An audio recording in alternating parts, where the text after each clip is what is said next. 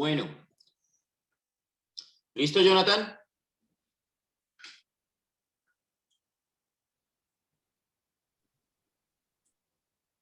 Jonathan.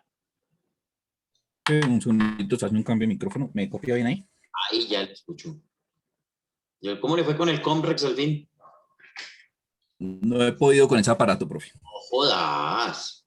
En serio. Ya logré enlazarlos los dos, pero conectados a un mismo router. Sí. Pero si los conecto en redes diferentes, no se conectan, no se encuentran. Una chica. Entonces ahí ya el problema es del router allá al otro lado. Sí, ha sido un gallo.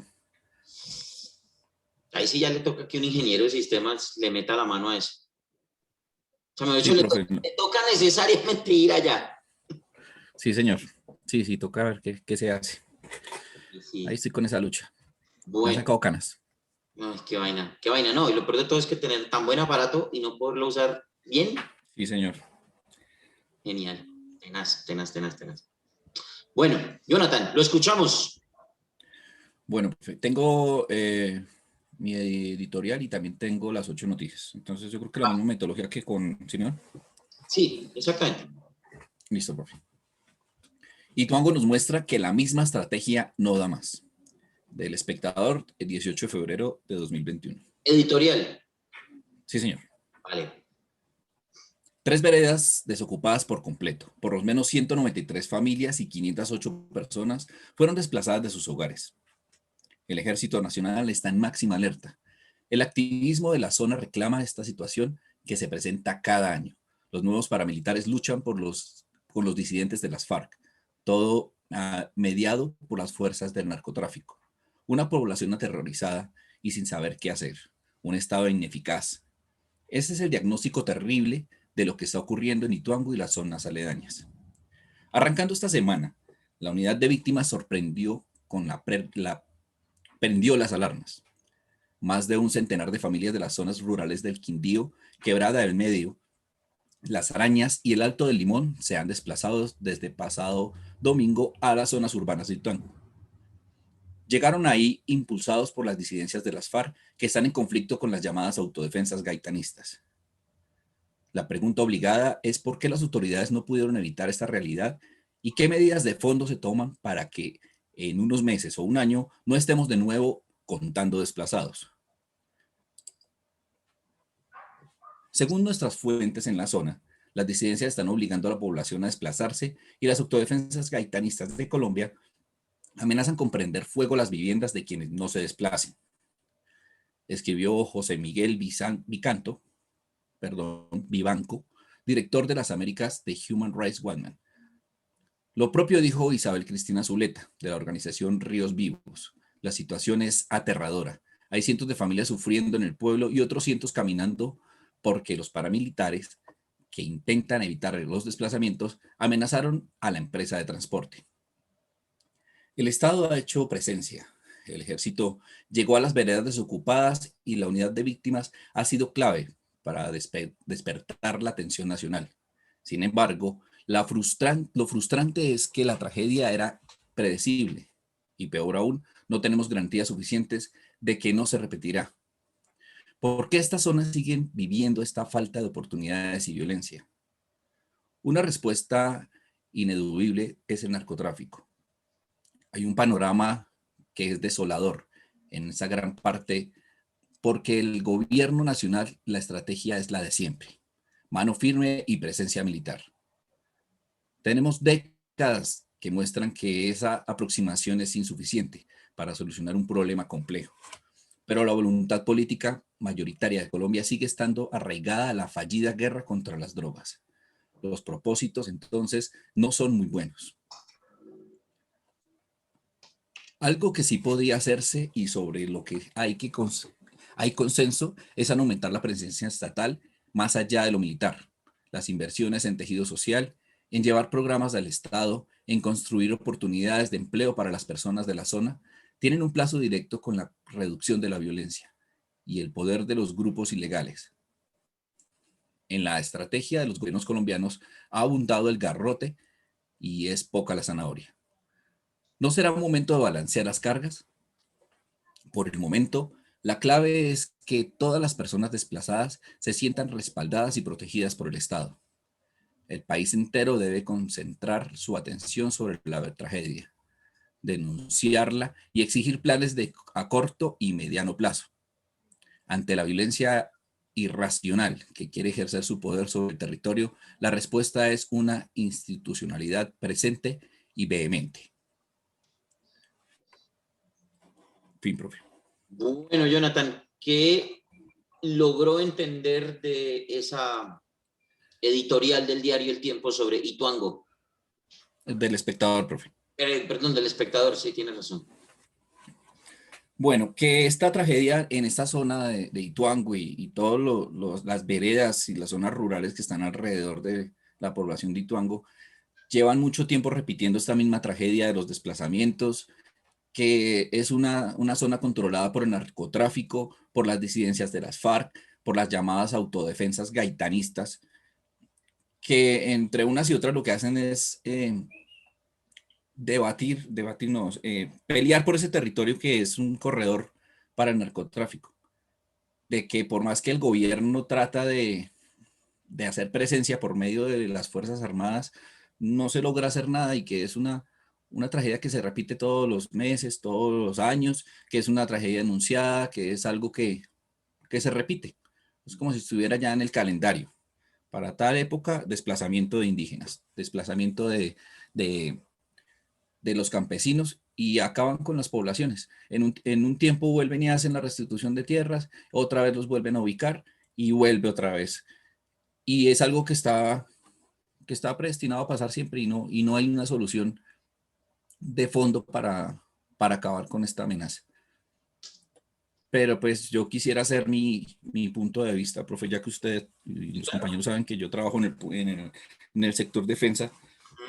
Y pues uno sabe que sí, hay presencia, se trata de hacer la presencia militar, eh, se ven las noticias, llegan los militares, llegan los policías y la misma población que en este momento está siendo desplazada son los encargados de no permitir que se haga control en la zona. Los sacan corriendo, los sacan a piedra, que ellos son autónomos y se defienden solos. Entonces, en el momento en que literalmente se les mete la guerrilla o se les mete las autodefensas, la culpa es de las Fuerzas Armadas y la culpa es del gobierno. Sí hace falta presencia del gobierno en cuanto a lo que tiene que ver con oportunidades, con salud, con educación, pero si no tenemos una zona asegurada, hablando de orden público, es muy difícil que se llegue a tener esa oportunidad de traer más empleo, de traer desarrollo. Entonces hay como esa ambigüedad. Sí, estoy de acuerdo con que hace falta presencia del Estado, pero también cuando el Estado trata de hacer presencia, ellos no se dejan ayudar. Ese es mi Pero, punto de vista, profe. pero Jonathan, ¿usted por qué cree que ellos no se dejan ayudar? ¿Cuál sería su punto de vista o por qué creería usted que pasa eso, de que la gente sale de sus territorios? Porque pues yo no podría entender esa situación, ¿sí? Pero, Sí, es decir, se lo pregunto a usted porque usted lo está, digamos que denunciando de esa manera. Entonces, ¿por qué cree usted que la gente reacciona así ante la presencia del ejército, de la policía o de la fuerza pública? profe, pienso yo, es mi forma de verlo y pues lo digo de manera en este ambiente académico, ¿sí? Para que no se preste para malas interpretaciones. Yo como militar pienso lo siguiente. En algún momento, las malas actuaciones de la fuerza pública, de las fuerzas del Estado como tal, dejaron una marca en la población. Y eso se ha visto, ha trascendido al transcurrir del tiempo. Y la gente no olvida esos episodios de violaciones, de maltratos, del aprovecharse de la población. Y lo tienen ahí como si hubiera sido ayer.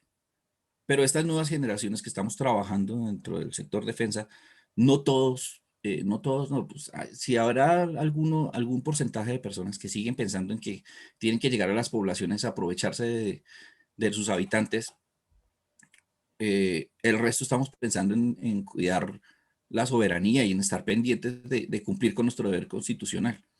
Pero las personas, y en especial las poblaciones indígenas, no piensan lo mismo. Ellos creen que el ejército, la policía, la Fuerza Aérea, la Armada, llegan allá a desaprovecharse de ellos y, y a robarle los recursos, los escasos recursos que ellos tienen. Vale, Jonathan. Sí, esa puede ser una buena explicación, porque es que resulta, pasa y acontece que el campesino tuvo una época, obviamente no tan reciente, pero tuvo una época en donde vivía tranquilo. Y allá llegaron guerrilla, ejército, paramilitares, el uno, el otro, criminales comunes, pues digámoslo así, a ellos mismos, y empezaron a entrar en conflictos todos con todos, ¿cierto? Yo no sé mucho de sociología y solamente podría decir lo que estoy diciendo desde el punto de vista de la información que he podido recopilar de todos estos años, ¿cierto? Por ejemplo, poblaciones como el Catatumbo o el Cauca, por ejemplo, que toda la vida han vivido en la mitad del conflicto, entonces los unos contra los otros y ellos ahí en la mitad. Recuerden ustedes lo que pasó en Bojayá, por ejemplo, ¿cierto? Que murieron un montón de personas en medio de una guerra absurda, pero absurda, por el territorio, personas que ni siquiera tenían la culpa, que se estaban era refugiando precisamente de ese conflicto y allá les cayó un bombazo de un cilindro en la iglesia, ¿vale? Entonces yo creo que la reacción que usted acaba de describir, Jonathan, y tiene toda la razón, y me gusta mucho que usted como miembro de las fuerzas militares, ¿vale? De las fuerzas militares, como miembro de las fuerzas militares, lo diga, es que yo creo que la gente reacciona así es porque todavía o porque se está mamada, literalmente está mamada de que se les acabó la paz, de que se les acabó la tranquilidad. Aparte de todos los problemas que tienen, lógico, todos los problemas que tienen y las desigualdades. Y lo peor de todo es que no ha habido una política de Estado, porque también yo aquí en esto salvo un poquito la ropa de las fuerzas militares y de la fuerza pública. Salvo un poquito la ropa de ellos en el sentido de que no hay una política de Estado que sea o que vaya encaminada a retomar la confianza del pueblo, de la gente, retomar la confianza, que la gente vuelva a confiar en su fuerza pública, ¿vale? Ayer yo escuché una declaración lamentable del comandante de las fuerzas militares, del señor Zapateiro. ¿Sí es el comandante de las fuerzas militares o es el, bueno, de Zapateiro? Es que no recuerdo, se me fue cuál es el cargo. Comandante del Ejército Nacional, profe. Comandante del Ejército. Lamentable en cuanto al tema de los falsos positivos. Lamentable. Los tweets. ¿Sí? Él habla de manzanas podridas. Puede ser, pero es que él ahí, búsquenla y verán que es lamentable. Y él habla de manzanas podridas. Yo creo que puede ser, ¿cierto? Lo del tema de las manzanas podridas puede ser.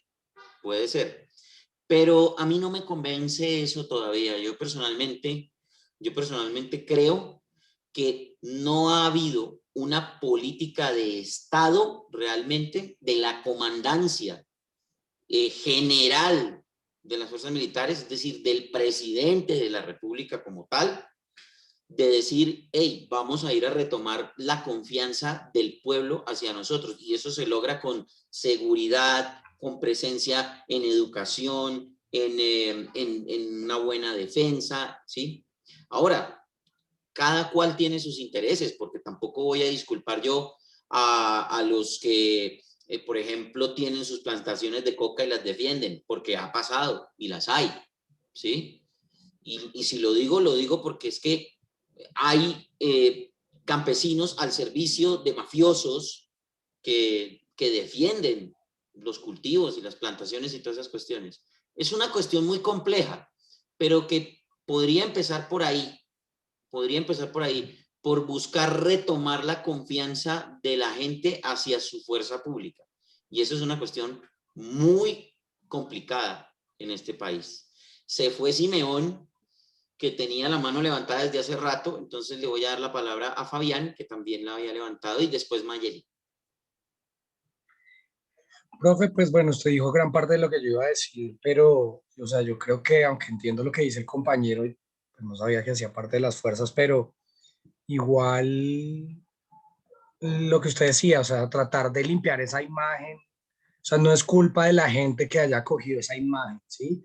Y desafortunadamente, pues por la imagen de puede que pocos eh, se haya satanizado a las fuerzas militares. Ahora también es complejo ver ahorita como lo que está pasando en El Salado, que fue una población que ha sufrido demasiado, donde hubo una de las peores masacres de la historia de este país, y se está empezando a repetir los hechos. Entonces también es como que no aprendemos y no se toman acciones, ¿no? Se supone que uno pensaría que después de tanto tiempo ya las fuerzas militares estarían en ese lugar, porque eso fue hace como 20 años, y se está repitiendo la historia, entonces también muestra que no aprendemos de nuestros errores, y así es muy difícil. Sí, correcto. Y que la gente tampoco, es decir, hay gente que no ayuda. Hay gente que no ayuda, porque tampoco voy a disculpar yo que la gente toda es inocente, no. Hay gente que no ayuda. Hay gente que Sí, no es ayuda. cierto, profe, pero yo creo que el Estado, o sea, Pero creo sin que que hay, suene por ejemplo, positivo, lo que pasa en Buenaventura, antes de cualquier cosa, que pasa en Buenaventura. ¿Cuántos años no lleva Buenaventura en las mismas y no ha pasado nada? Ni de parte del gobierno, ni de parte de la parte local. Entonces, muy jodido. Pues, pienso yo. Yo le interrumpí, Fabián, qué pena. no, profe, o sea, sin que suene impositivo, pero yo creo que también el Estado en esa parte es imponer, pues hay que imponerse como una autoridad superior que está destinada a cuidar a la población colombiana. Es decir, si el pueblo no se quiere dejar cuidar, también el mismo ejército tiene que encontrar las estrategias para poder hacer lo que debe hacer, pero pues si también van a perder su autoridad ante el pueblo, también eso no queda muy bien, ¿no? Porque como que no es que nos sacan corriendo, pero hombre, ustedes son el ejército, veamos qué hacemos.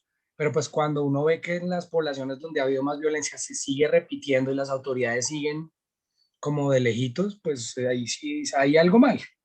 Sí, exacto, pero yo por eso hablo de retomar la confianza en la fuerza pública. Porque si yo voy a decir, si yo voy a hablar de autoridad y de retomar la autoridad, eh, yo creería que ya estaría como siendo un poquito o teniendo un lenguaje beligerante y no sería el hecho, porque sería peor, sería peor. Pero bueno, es que esa es una discusión muy de fondo, es una discusión muy de fondo. Y yo creería que debería empezar es por eso, por tratar de retomar la confianza. ¿Cuál es la estrategia? Eso lo tiene que hacer el comandante supremo de las Fuerzas Armadas. Y pues ya sabemos quién es el de ahora. Simeón. Profe, yo Dígame. escuchando, qué pena, se me colgó la llamada de Zoom. Eh, Respecto también a lo de la columna y a las opiniones que han estado ahí, siempre he sido muy punzante. Yo tengo una experiencia, mi padre fue desplazado de la violencia, mis abuelos. Eh, en épocas donde realmente lo que usted dice, la tranquilidad moraba en el campo. Realmente yo sí tengo una crítica muy estrecha y muy bien fundamentada respecto a eso. Critico mucho lo que dice el columnista. En Colombia no hay un Estado. Esto no es Estado. Aquí no hay leyes, aquí no hay normas, aquí no hay gente que organice. Aquí hay un montón de secuaces, porque en Colombia lamentablemente ya no hay orden. Yo sé que Jonathan es militar y Jonathan dice que pues las fuerzas militares están para sostener la soberanía colombiana. Pero es que ya la guerra en Colombia y este tipo de situaciones que se presentan no solamente, digamos, en esta región de Antioquia, lo que usted colocaba como ejemplo también, Buenaventura, otras partes, el Catatumbo, e incluso lugares donde se ha dejado de hablar porque ya no son mediáticos. pero que sigue habiendo violencia. Sostengo lo mío de que si en Colombia los estratos 5 y 6 prestaran servicio militar y fueran a la guerra, no habría guerra.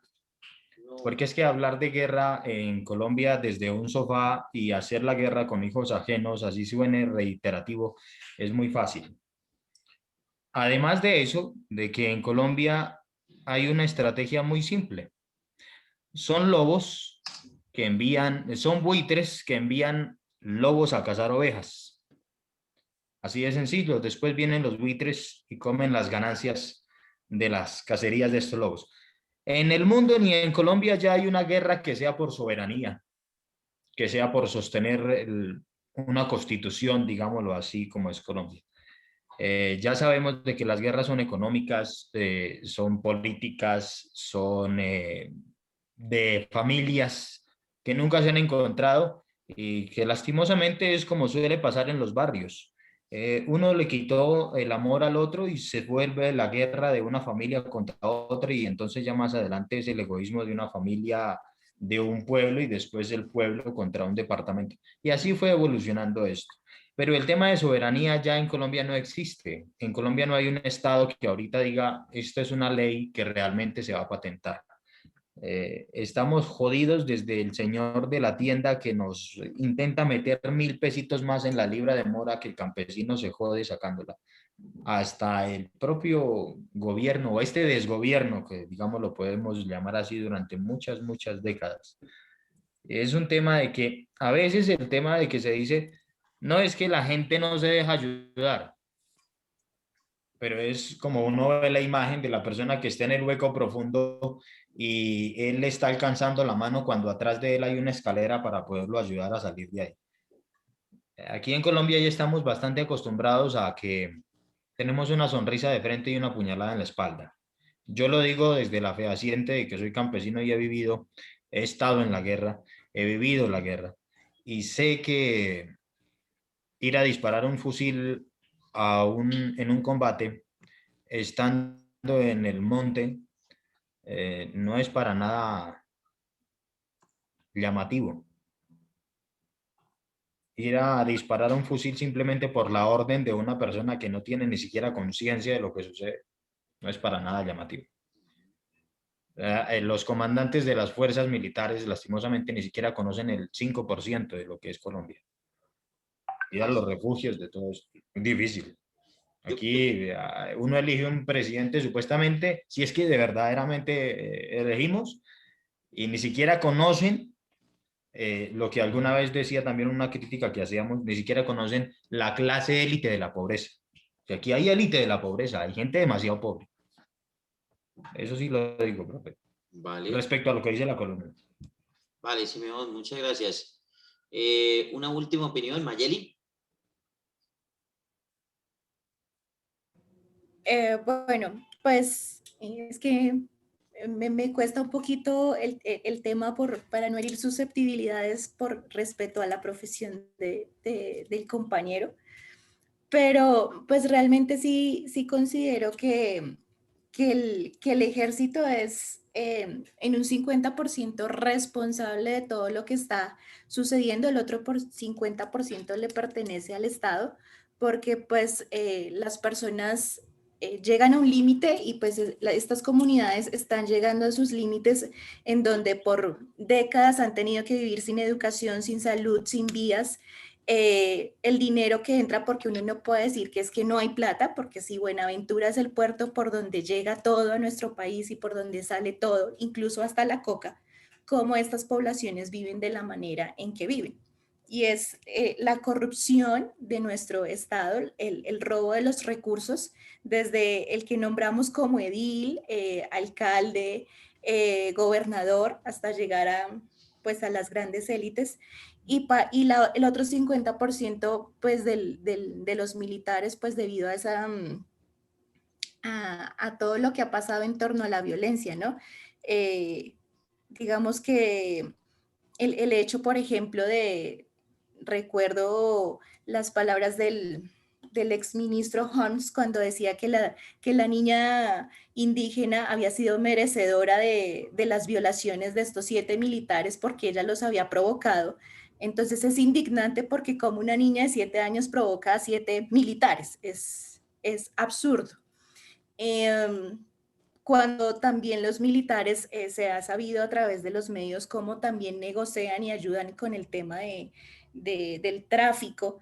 Entonces eso también daña la institucionalidad y pues evidentemente no se cree en ella.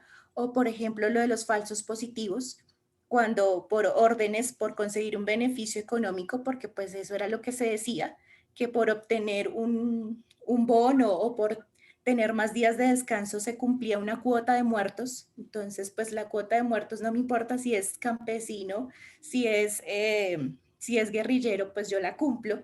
Entonces sí creo que ha sido como malas decisiones del Estado y malas decisiones de los altos dirigentes del ejército los que han llevado a esto. Y yo sí pienso que hasta que esto no explote y esto no se vuelva una revolución total, vamos a seguir repitiendo la historia por los siglos de los siglos. Amén. Amén. Reverenda. Bueno. Tenemos de todas las corrientes, bastante interesante el tema. Es hora 20 los sábados. Lástima que no tenemos el tiempo. Es que precisamente por eso es que hago este ejercicio, que a mí me gusta que ustedes se expresen, hablen, porque de eso se trata. Es que estos espacios, precisamente la expresión oral es eso, poder expresarnos, poder manejar el idioma, ¿vale? Sí, hay algunos que pues no han participado, no han tenido la posibilidad, ¿vale? No importa, en algún momento lo tendremos que hacer en alguna parte, pero es que así es que se hace la radio, así es que se hace la radio. Bueno, voy con el ejercicio de las noticias de Jonathan para terminar la clase, ¿vale? Sé que algunos han levantado la mano y esto, pero creo que el tiempo no nos va a dar, ¿vale? Entonces, Jonathan, para escucharlo con el tema de sus noticias y darle mis consideraciones al respecto. Listo, Ojo con de entrada le digo, ojo con la concentración, que fue lo que más le falló ahorita en su lectura anterior. Sí, señor. Bueno. ¿Me escucha bien ahí? Sí. Ok. Se levantó el pico y cédula en Bogotá.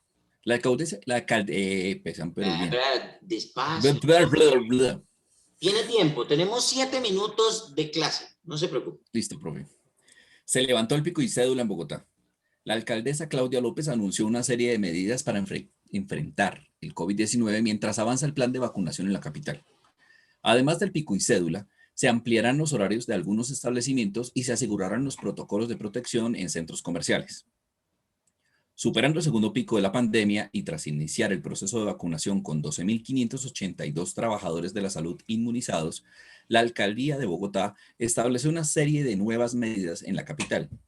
La restricción del pico y cédula, que se implementó el pasado 21 de diciembre, se aplicará hasta este viernes. No se establecerán más. Así las cosas, el ingreso a los establecimientos comerciales, financieros y otras de primera necesidad ya no estará restringida por el número del documento. Además de levantar el pico y cédula, la alcaldesa Claudia López anunció cambios a la hora límite de funcionamiento de determinados establecimientos. Pfizer comienza ensayo clínico para evaluar su vacuna contra el coronavirus en embarazadas. El estudio se realizará a 4.000 mujeres gestantes a partir de los 18 años en las semanas 24 y 32 de gestación. También se evaluará la seguridad en los recién nacidos y la transferencia de anticuerpos protectores contra el virus. La farmacéutica norteamericana Pfizer empezó un estudio internacional con la participación de 4.000 mujeres embarazadas voluntarias para probar la seguridad y la eficacia de su vacuna contra el COVID-19 en etapas gestantes. La compañía aseguró que a través de un comunicado que el ensayo es importante, pues está también en una población vulnerable. El vacunatorio VIP que montó el ministro de Salud en Argentina para sus amigos. El presidente argentino Alberto Fernández le pidió la renuncia al ministro de Salud, González García, por vacunar a sus allegados en su despacho y saltarse todos los protocolos del gobierno. El presidente de Argentina, Alberto Fernández, pidió la renuncia a su ministro de Salud, Gines González García, tras revelarse que sus allegados se vacunaron contra el COVID-19 en su despacho sin necesidad de solicitar turno como los demás argentinos. Fernández le dio la indicación a su jefe de gabinete, Santiago Cafeiro, de pedirle la renuncia al ministro de Salud, González García, dijo la AFP, una fuente gubernamental. Se está conociendo la verdad sobre el conflicto, Santos, falsos positivos y la JEP. El expresidente recordó que un año atrás se puso a disposición de la justicia transicional para contar lo que pasó con las ejecuciones extrajudiciales ocurridas cuando él fue ministro de Defensa del expresidente Álvaro Uribe. Este viernes, el expresidente Juan Manuel Santos se refirió al reciente informe de la Jurisdicción Especial para la Paz que reveló que el 78% de las víctimas de ejecuciones extrajudiciales cometidas por el ejército se realizaron entre el 2002 y el 2008 durante la presidencia de Álvaro Uribe Vélez. Registraduría suspende elección atípica de Roberto Payán. La decisión se da en el marco de una demanda de nulidad de la elección del alcalde electo en 2019. El Consejo de Estado ordenó la repetición de las elecciones en una sola mesa, pero una acción de tutela impuesta ordenó suspender las atípicas. Aunque ya todo estaba previsto para adelantar las elecciones atípicas en el municipio de Roberto Payán, Nariño, la registraduría anunció que la suspensión hasta que el Consejo de Estado resuelva sobre una acción de tutela impuesta en el marco del pleito jurídico que abrió la jornada electoral de octubre de 2019. La NASA publicó las primeras imágenes en color de Marte enviadas por Perseverance. Las fotos fueron publicadas este viernes tras el aterrizaje del vehículo explorador el 18 de febrero.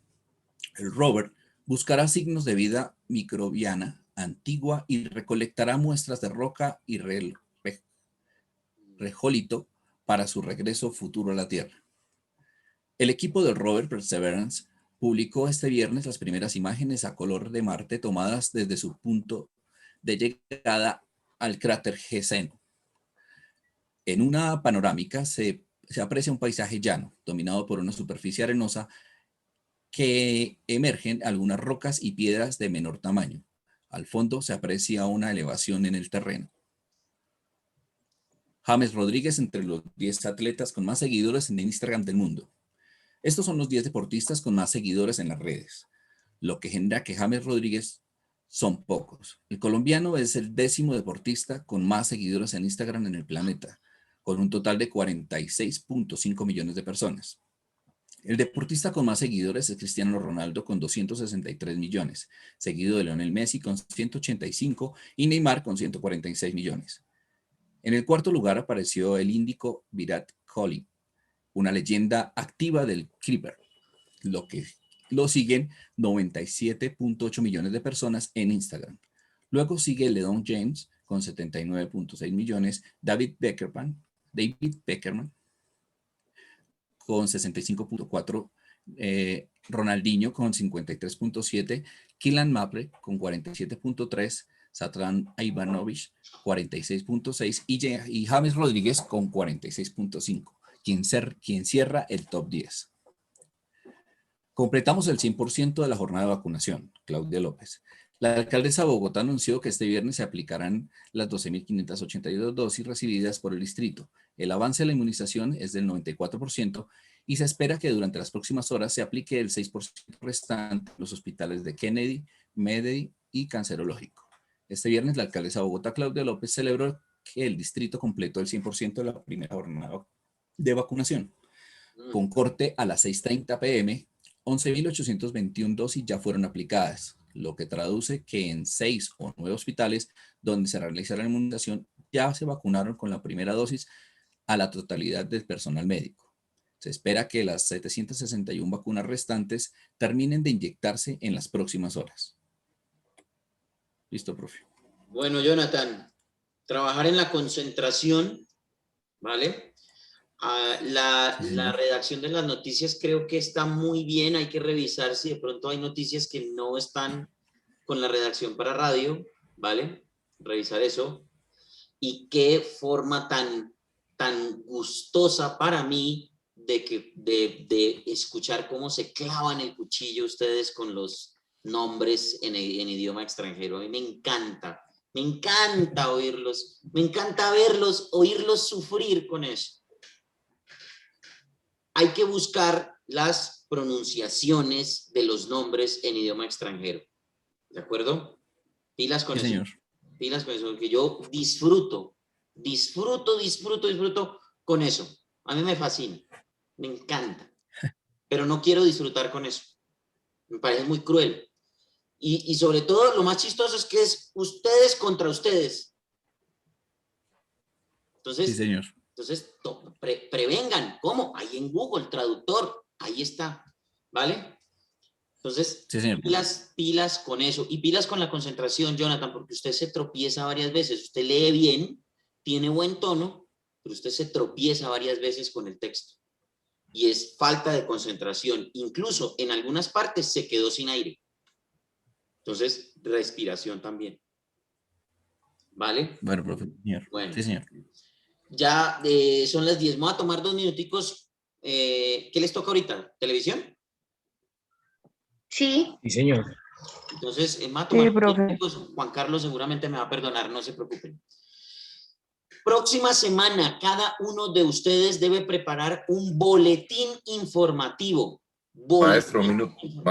Maestro, él nos da 15 minutos de arranque de clase, entonces no se preocupe. Ahí están los chicos de primero que se están ahí conectando y están en sala de espera, que se queden ahí un momentico.